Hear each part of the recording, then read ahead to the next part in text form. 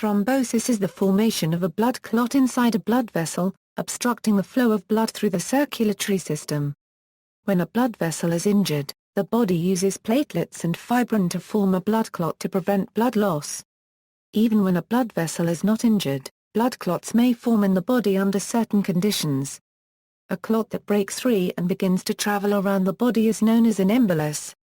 When a thrombus is significantly large enough to reduce the blood flow to a tissue, hypoxia can occur and metabolic products such as lactic acid can accumulate.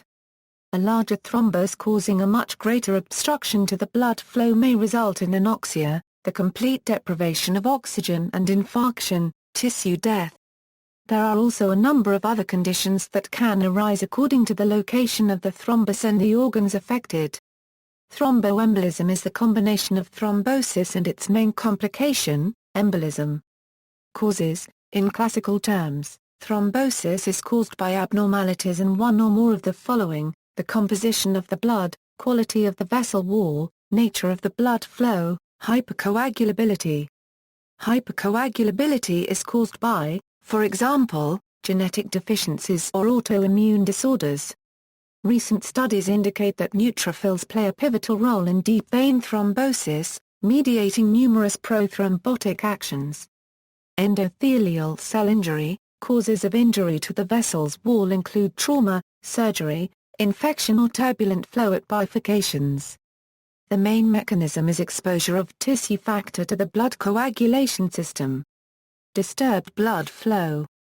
Causes of disturbed blood flow include stagnation of blood flow past the point of injury, or venous stasis, which may occur in heart failure, in or after long periods of sedentary behavior, such as sitting on a long airplane flight.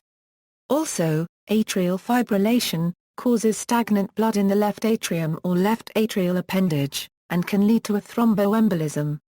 Cancers or malignancies such as leukemia may cause increased risk of thrombosis by possible activation of the coagulation system by cancer cells or secretion of procoagulant substances, by external compression on a blood vessel when a solid tumor is present, or extension into the vasculature. Also, treatments for cancer often cause additional hypercoagulability. Classification: there are two distinct forms of thrombosis, venous thrombosis and arterial thrombosis, each of which can be presented by several subtypes. Venous thromboses. Venous thrombosis is the formation of a thrombus within a vein. There are several diseases which can be classified under this category: deep vein thromboses. Deep vein thrombosis is the formation of a blood clot within a deep vein. It most commonly affects leg veins, such as the femoral vein. Three factors are important in the formation of a blood clot within a deep vein. These are the rate of blood flow, the thickness of the blood, and qualities of the vessel wall. Classical signs of DVT include swelling, pain and redness of the affected area. Portal vein thromboses.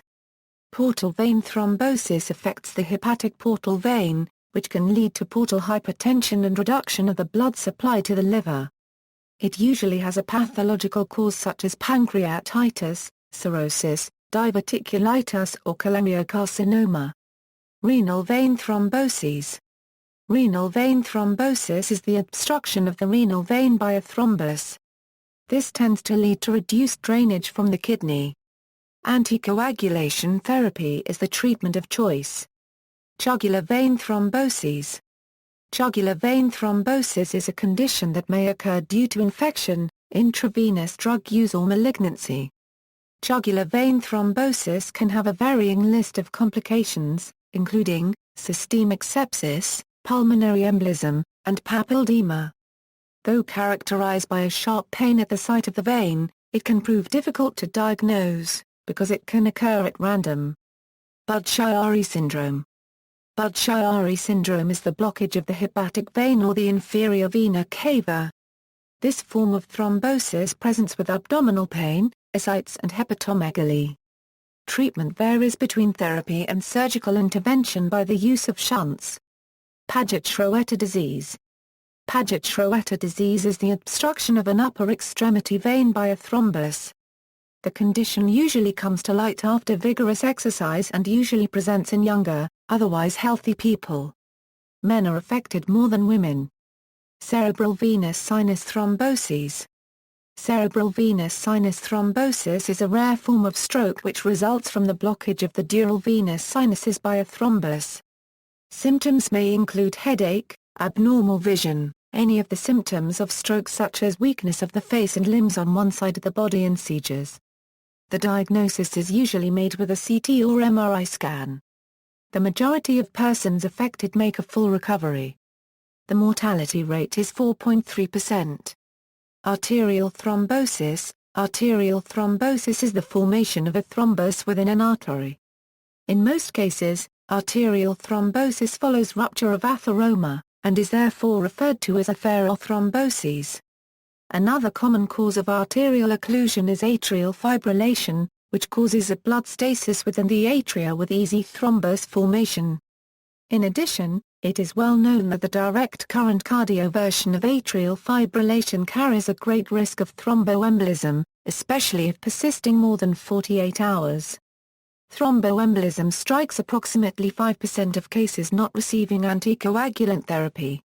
When cardiac rhythm is restored, clots are pushed out from atria to ventricles and from these to the aorta and its branches.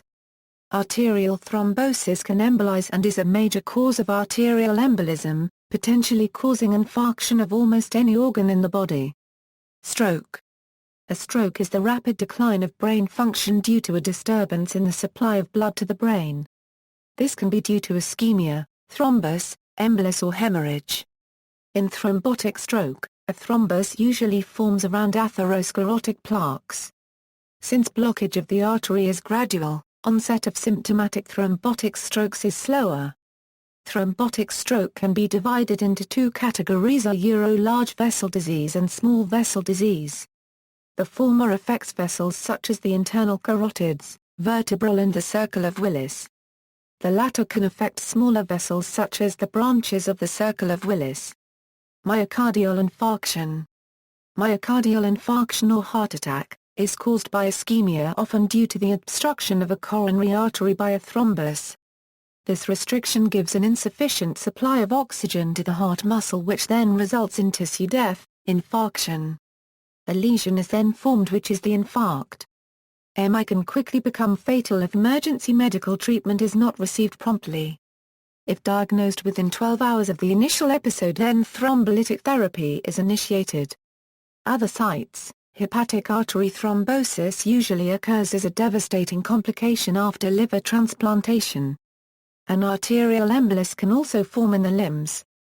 Embolization. If a bacterial infection is present at the site of thrombosis, the thrombus may break down, spreading particles of infected material throughout the circulatory system and setting up metastatic abscesses wherever they come to rest. Without an infection, the thrombus may become detached and enter circulation as an embolus, finally lodging in and completely obstructing a blood vessel, which unless treated very quickly will lead to tissue necrosis in the area past the occlusion.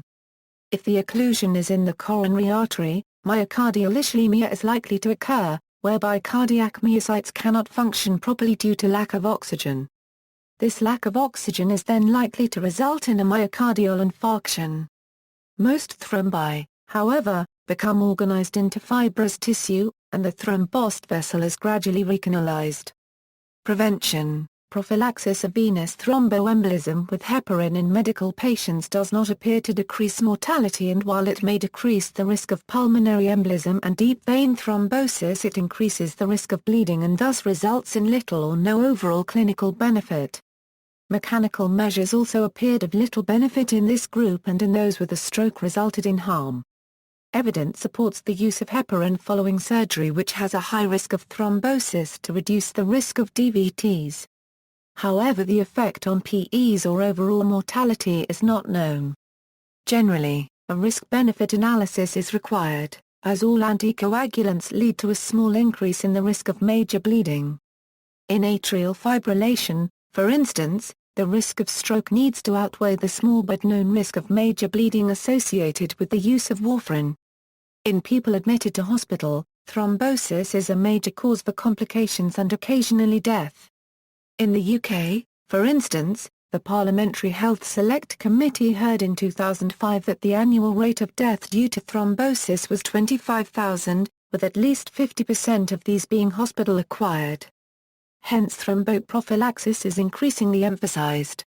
In patients admitted for surgery, graded compression stockings are widely used, and in severe illness, prolonged immobility and in all orthopedic surgery, professional guidelines recommend low molecular weight heparin administration, mechanical calf compression or the insertion of a vena cava filter. In patients with medical rather than surgical illness, LMWH2 is known to prevent thrombosis, and in the United Kingdom the Chief Medical Officer has issued guidance to the effect that preventative measures should be used in medical patients, in anticipation of formal guidelines. Treatment: coumarins, vitamin K antagonists, are anticoagulants that can be taken orally to reduce thromboembolic occurrence.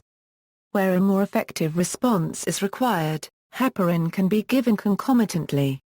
As a side effect of any anticoagulant, the risk of bleeding is increased, so the international normalized ratio of blood is monitored. Self-monitoring and self-management are safe options for competent patients, though their practice varies. In Germany, about 20% of patients were self-managed while only 1% of U.S. patients did home self-testing. See also, National Blood Clot Alliance, blood clotting tests, references. External links, media related to thrombosis at Wikimedia Commons.